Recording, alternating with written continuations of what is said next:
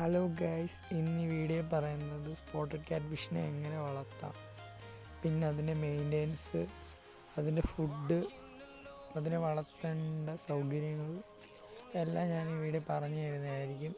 ഇതിനെ നമ്മൾ ചെറുതിലെ മേടിക്കുമ്പോൾ 2 സെൻറ്റിമീറ്റർ, 3 സെൻറ്റിമീറ്റർ, 4 സെൻറ്റിമീറ്റർ എന്നീ നീളത്തിലെ സൈസ് കാണത്തുള്ളൂ. പിന്നെ നമ്മൾ ഇവന്മാരെ ഇടാൻ വേണ്ടി ഒന്നെങ്കിൽ ഒരു ഫ്രിഡ്ജ് കേസോ അല്ലെങ്കിൽ ഒരു 2 അടി വീതി നീളമുള്ള അക്വേറിയം ആയാലും മതി.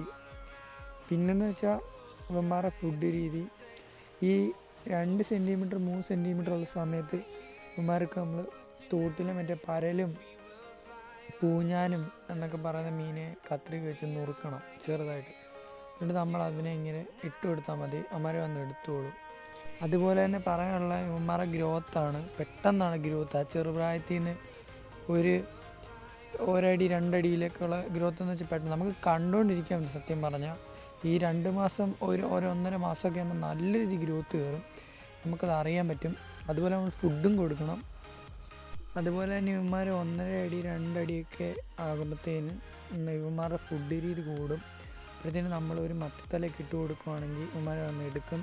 അതുപോലെ തന്നെ തോട്ടിൽ മറ്റേ പൂഞ്ഞാനും പാരലൊക്കെ ഇട്ട് കൊടുക്കും, ലൈവായിട്ട് എടുക്കും. അതൊക്കെ നമുക്ക് കണ്ടുകൊണ്ടിരിക്കാം. അപ്പോൾ ഇത്രയേ ഉള്ളൂ.